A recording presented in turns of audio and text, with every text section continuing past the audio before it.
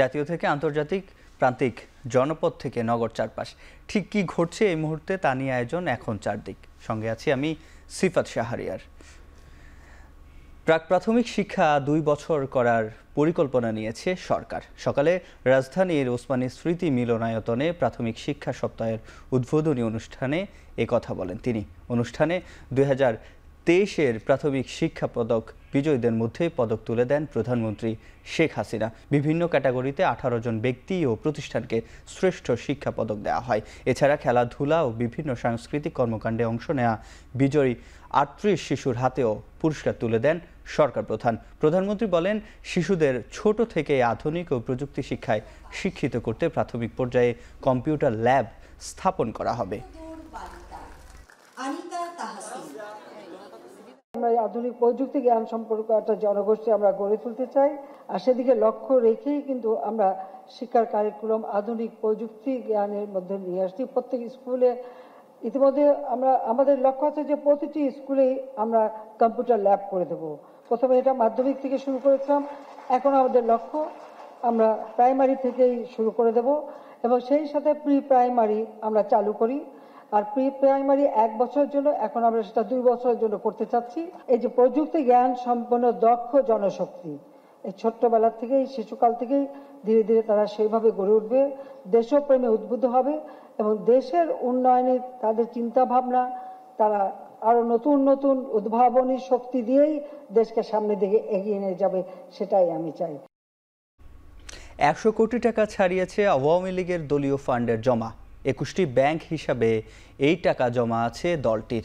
2022 সালের তুলনায় 2023 সালে আয় ব্যয় দুটোই বেড়েছে দলটির। বেলা 11টার দিকে আওয়ামী লীগের কোষাধ্যক্ষ আশিকুর রহমানের নেতৃত্বে 4 সদস্যের প্রতিনিধি দল নির্বাচন কমিশন সচিবালয়ে প্রবেশ করেন।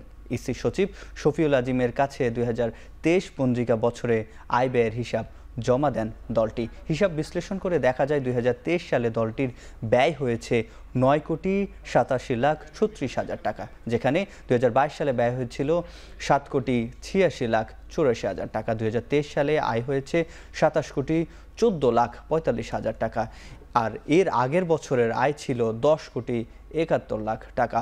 বছর শেষে ব্যাংক জমা ছিল 90,55,00,000 টাকা। বর্তমানে 100 কোটি টাকা ছাড়িয়েছে আওয়ামী লীগের দলীয় ফান্ডের টাকা।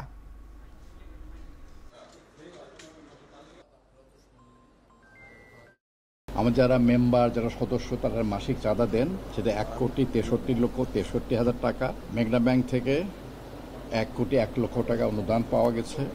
নমিনেশন ফর্ম বিক্রি হয়েছে, ওই যে এমপি যে নির্বাচন হয়, 3,365 জন ফর্ম কিনেছিলেন, ওখান থেকে 16,82,50,000 টাকা আয় হয়েছিল। ব্যাংক সুদ আমরা 4,84,41,000 টাকা পেয়েছি। এই মোট আয় 27,14,45,000 টাকা হয়েছে। এখন মোট ব্যয় হয়েছে আমাদের তার পরিবর্তে 9,87,31,000 টাকা। বিএনপি মহাসচিব মির্জা ফখরুল ইসলাম আলমগীর অভিযোগ করেছেন, দেশকে ভারতের কাছে জিম্মি করে দিয়েছে সরকার। রাজধানীর নয়াপল্টনে বিএনপির কেন্দ্রীয় কার্যালয়ের সামনে নারী ও শিশু অধিকার ফোরাম আয়োজিত মানববন্ধনে প্রধান অতিথির বক্তব্যে তিনি কথা বলেন। মির্জা ফখরুল দাবি করেন, ভারতের সাথে যেসব চুক্তি আর সমঝোতা স্মারক স্বাক্ষর হয়েছে তার একটিও বাংলাদেশের পক্ষে যায়নি। এ সময় দলমত নির্বিশেষে সবাইকে ঐক্যবদ্ধ হয়ে বেগম খালেদা জিয়ার মুক্তির আন্দোলনে যোগ দিতে আহ্বান জানান বিএনপির মহাসচিব।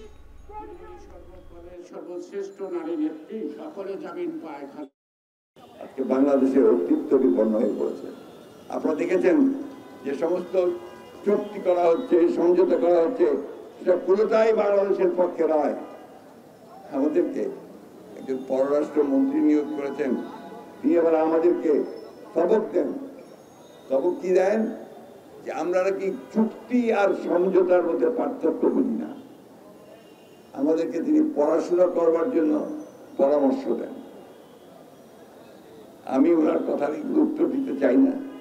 আমি শুধু একটা কথাই বলতে চাই, দেশের সঙ্গে এই বিদ্রোহ করবেন না, বেইমানি করবেন না।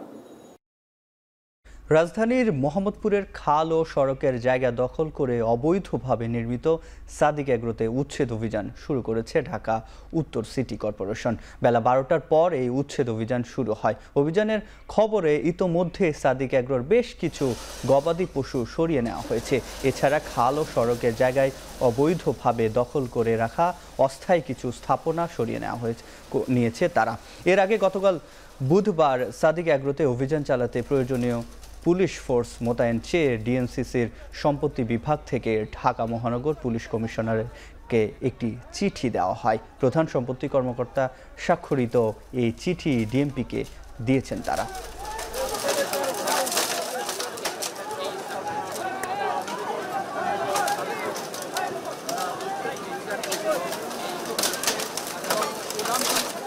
টেরা খ্রিস্টান ছিল, পরে ওই টেরা কালার আবার কিছু বসছে, বর্তমানে এটা পুরাটা বসছে, পরে টেরা খ্রিস্টান নিয়ে গেছে লাউতলা। মাটি টাটি দিয়া সবকিছু বসছি, অনুন্নত হয়েছে, নামগর ভেঙে দিতে। আমরা অনেক বছর ধরে থাকতে আসি, আমাগুলো মানুষের ক্ষমতা নাই যে আমরা ৬-৭ হাজার টাকা দিয়ে ভাড়া থাকুন। পরশু দিনটা কইছে যে আপনারা বৃহস্পতিবার দিন সবকিছু ভেঙে লইয়া যাবেন, যদি না যান তাহলে একটা জিনিস ধরতে পারবেন না। ৩ দিন ধরে বন্ধ রয়েছে দেশের বৃহত্তম ১৩২০ মেগাওয়াট পায়রা তাপ বিদ্যুৎ কেন্দ্রের ইউনিট ১ এর বিদ্যুৎ উৎপাদন। ৩ মাস পর পর বিদ্যুৎ উৎপাদন কার্যক্রম রক্ষণাবেক্ষণের আওতায় সাময়িক সময়ের জন্য উৎপাদন বন্ধ রাখা হয়েছে বলছে পায়রা কর্তৃপক্ষ। গত সোমবার বিকাল ৩:৩০টার পর থেকে কেন্দ্রের প্রথম ইউনিটের ৬৬০ মেগাওয়াট বিদ্যুৎ উৎপাদন ও সরবরাহ বন্ধ হয়ে যায়। এতে লোডশেডিংয়ে অতিষ্ঠ হয়ে পড়েছে কলাপাড়া সহ দক্ষিণাঞ্চলের বাণিজ্যিক সেবা নির্ভর প্রতিষ্ঠান ও সাধারণ মানুষ।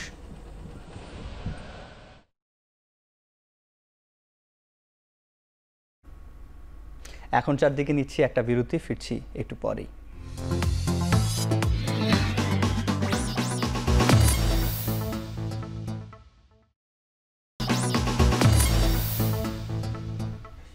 বিরতির পর ফিরে এলাম। আপনারা দেখছেন এখন চারদিক। সিলেট বিভাগের ৪ জেলার বন্যা পরিস্থিতির উন্নতি হয়েছে, কমেছে সব নদ নদীর পানি। এতে বেশিরভাগ এলাকা থেকে নেমে গেছে বন্যার পানি। সিলেট জেলার ১১টি উপজেলা থেকে পানি নেমে গেলেও ফেঞ্চুগঞ্জ ও ওসমানীনগর থেকে পানি কমছে ধীর গতিতে। এতে ২ উপজেলায় এখনও পানিবন্দী রয়েছে ৬,০০০ মানুষ। এদিকে সুনামগঞ্জের ৭ উপজেলা পানি কমায় আশ্রয়কেন্দ্র থেকে ঘরে ফিরেছে ভুক্তভোগীরা। যদিও ভাঙাচোরা ঘরে বেশ ভোগান্তিতে রয়েছে তারা। এছাড়া সম্প্রতি বন্যার পানিতে তলিয়ে গেছে সুনামগঞ্জের ৮,০০০ পুকুর। এতে ভেসে গেছে ৭২ কোটি টাকার মাছ। এদিকে মৌলভীবাজারের নদীর পানি কমলেও কমছে না হাওরের পানি। এতে করে বন্যা পরিস্থিতির উন্নতি হচ্ছে না কুলাউড়া, ঝুরি ও বড়লেখা উপজেলায়। এখনও পানিবন্দী রয়েছে ৩ লাখের বেশি মানুষ। এখনও আশ্রয়কেন্দ্রে রয়েছে ৭,৫০০-এর বেশি মানুষ। সংকট তৈরি হয়েছে বিশুদ্ধ পানি ও খাবারের।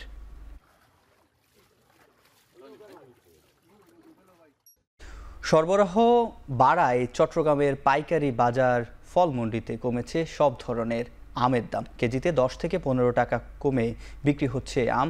তবে বিদেশি ফলের চাহিদা কমলেও দাম কমেনি। নানা জাতের আমে ভরপুর হয়ে উঠেছে ফলমন্ডির আড়ত। খুচরা বাজার থেকে দাম কম হওয়ায় দূর দূরান্ত থেকে আম কিনতে আসছেন ক্রেতারা। এই আড়তে ফজলি আম বিক্রি হচ্ছে ৪৫ থেকে ৫০ টাকায়, আম্রপালি বিক্রি হচ্ছে ৬৫ টাকা থেকে ৮৫ টাকা। এছাড়া হাড়িভাঙ্গা ও হিমসাগর ৭০ থেকে ৯০ টাকায় বিক্রি হচ্ছে। যদিও খুচরা বাজারে এসব আম কেজিতে ৩০ থেকে ৩৫ টাকার বেশি দামে বিক্রি করছেন ব্যবসায়ীরা। এগুলো ছিল আগে ৫০ টাকা, ৫২ টাকা, এখন ৪৫, ৪৬, ৪২ এভাবে চলে। সব আমের দাম কমছে। ৭৫ টাকা চলতেছে হাড়িভাঙ্গা, রূপালী। হাড়িভাঙ্গা মনে করেন ৭০ টাকা চলতেছে, হিমসাগর ৮০ টাকা, ৯০ টাকা এরকমই চলতেছে। আমি আমরুপালি কিনছি। আমি গত ২ দিন আগে খুচরা বাজারে ৯০ টাকা, ১১০ টাকা করে আমরুপালি নিছি। এখন বর্তমানে এখানে এসে দেখি যে আপনার ৬৬ টাকা করে পার কেজি পড়তেছে। কয়েকদিন কম থাকলেও আবারও কিছুটা বেড়েছে রংপুরের হাড়িভাঙ্গা আমের দাম। সব থেকে ভালো মানের আম গত কয়েকদিন ২,২০০ টাকা মন বিক্রি হলেও বিক্রি হচ্ছে ২,৫০০ টাকায়। ছোট আকারের আমের মন বিক্রি হচ্ছে 1500 থেকে 1600 টাকায়। রংপুর অঞ্চলে এবছর 6000 হেক্টর জমিতে আম উৎপাদন হয়েছে। উৎপাদনের সম্ভাব্য লক্ষ্যমাত্রা ধরা হয়েছে প্রায় 85,000 টন। রংপুরের মিঠাপুকুর উপজেলার পদাগঞ্জ উত্তরাঞ্চলের সব থেকে বড় আমের হাট। প্রতিদিন সকালে 6টা থেকে রাত 11টা পর্যন্ত চলে আম বেচাকেনা। দেশের বিভিন্ন প্রান্ত থেকে ব্যবসায়ীরা এখানে আসেন আম কিনতে। দেশের গণ্ডি পেরিয়ে এখন বিদেশেও রপ্তানি হচ্ছে রংপুরের হাড়িভাঙ্গা। আঁশবিহীন ও সুস্বাদু হওয়ায় হাড়িভাঙ্গার চাহিদা বাড়ছে দিনকে দিন। এবছর 350 কোটি টাকা আমের ব্যবসা হবে বলে আশা করা হচ্ছে। আমি শুরুতে ভালো ছিল, মাঝে একটু কম, আবার এখন থেকে বুঝে যাচ্ছে কি ভালো একটু। বাজার শুরু ছিল 2000, 2100, 2200, পরে ছিল মনে করো যে 1700, 1800, 1500, 2600, 2800 এরকম চলছে এখন বাজার। অন্যবারে 2000, 1800, 2100 আমি করে নিতাম, এবার আমি 2300, 2400, 2500 করে নিলাম। ত্রিপুরার মুখ্যমন্ত্রী মানিক সাহার জন্য উপহার হিসাবে 400 কেজি হাড়িভাঙ্গা আম, রসগোল্লা ও ইলিশ মাছ পাঠিয়েছে প্রধানমন্ত্রী শেখ হাসিনা। দুপুরে পররাষ্ট্র মন্ত্রণালয়ের মাধ্যমে আখাউড়া স্থলবন্দর দিয়ে এসব উপহার পাঠানো হয়। এর মধ্যে দুই দেশের সৌহার্দ্যপূর্ণ সম্পর্ক আর সুদৃঢ় হবে বলে মনে করেন সংশ্লিষ্টরা। পররাষ্ট্র মন্ত্রণালয় থেকে কার্গো ওয়ার্ল্ড লজিস্টিক নামে একটি রপ্তানিকারক প্রতিষ্ঠানের মাধ্যমে প্রধানমন্ত্রী শেখ হাসিনার এসব উপহার হস্তান্তর করা হয় আগরতলার বাংলাদেশের সহকারী হাইকমিশনারের কাছে। রাষ্ট্রীয় উপহার হিসাবে এইসব পণ্যের সব ধরনের ফি ও আদায়যোগ্য কর মওকুফ করা হয়। এর আগে গেল 23 জুন 500 কেজি কুইন জাতের আনারস প্রধানমন্ত্রী শেখ হাসিনার জন্য পাঠান ত্রিপুরার মুখ্যমন্ত্রী।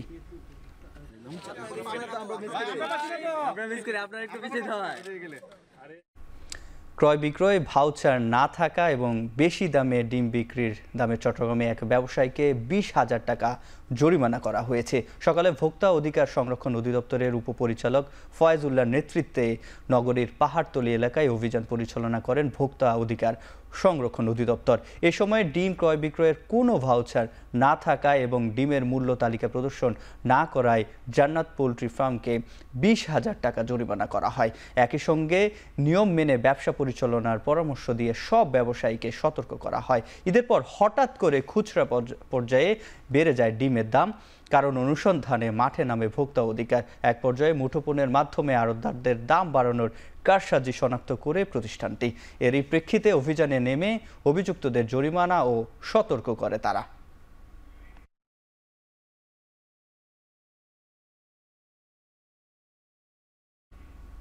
এখন চারদিকে নিচ্ছি আরেকটা বিরতি, ফিরছি একটু পরেই।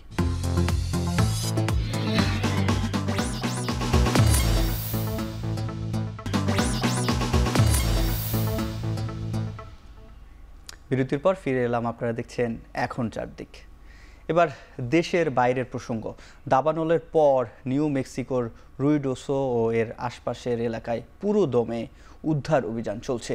এর জন্য উদ্ধার কর্মীদের সঙ্গে রয়েছে 30টি ক্যাডেভার কুকুর, যার মাধ্যমে ধ্বংসস্তূপের ভেতর ঘ্রাণ শুকিয়ে জীবিত কিংবা মৃতদেহের সন্ধান চালানো হচ্ছে। দাবানলের 2 জনের প্রাণহানি এবং 1400-র বেশি বাড়ি ঘর পুড়ে যাওয়ায় এই উদ্ধার অভিযান চালানো হচ্ছে। তবে দাবানলের শুরুতে প্রায় 8000 বাসিন্দাকে তাদের বাড়ি ঘর থেকে নিরাপদে সরিয়ে নেওয়া হয়েছিল। দাবানল নিয়ন্ত্রণে আসায় 1 সপ্তাহ পর রুইডোসোতে ফিরে আসতে সক্ষম হয়েছে অনেক বাসিন্দা।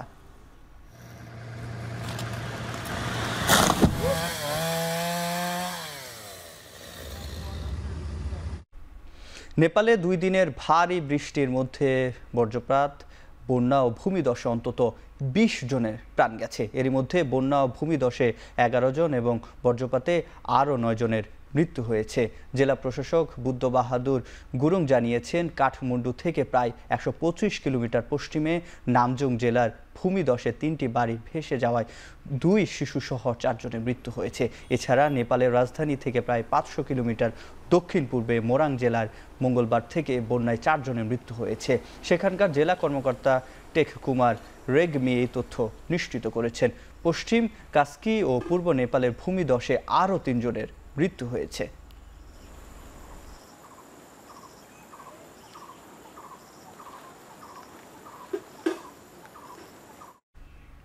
বলিভিয়ার প্রেসিডেন্ট লুইস আর্স সরকারের বিরুদ্ধে সামরিক অভ্যুত্থানের চেষ্টা চালানোয় জেনারেল জুয়ান হোসে জুনিয়াগাকে গ্রেপ্তার করা হয়েছে।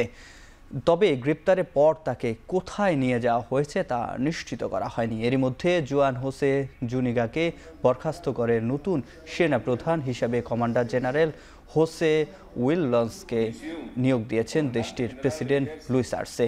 এর পরপরই অভ্যুত্থান সমর্থিত সেনা যে সদস্যরা রয়েছে তাদেরকে ব্যারাকে ফিরে যাওয়ার নির্দেশ দেন এবং সৈন্যরা রাজধানীর লাপাস ছাড়তে শুরু করেছে। বিদ্রোহী সেনাপ্রধান গণতন্ত্র পুনর্গঠনের ঘোষণা দেওয়ার পর 2025 সালের সাধারণ নির্বাচনের আগে বলিভিয়ায় উত্তপ্ত পরিস্থিতি তৈরি হয়, যা এখন অনেকটাই প্রেসিডেন্টের নিয়ন্ত্রণে।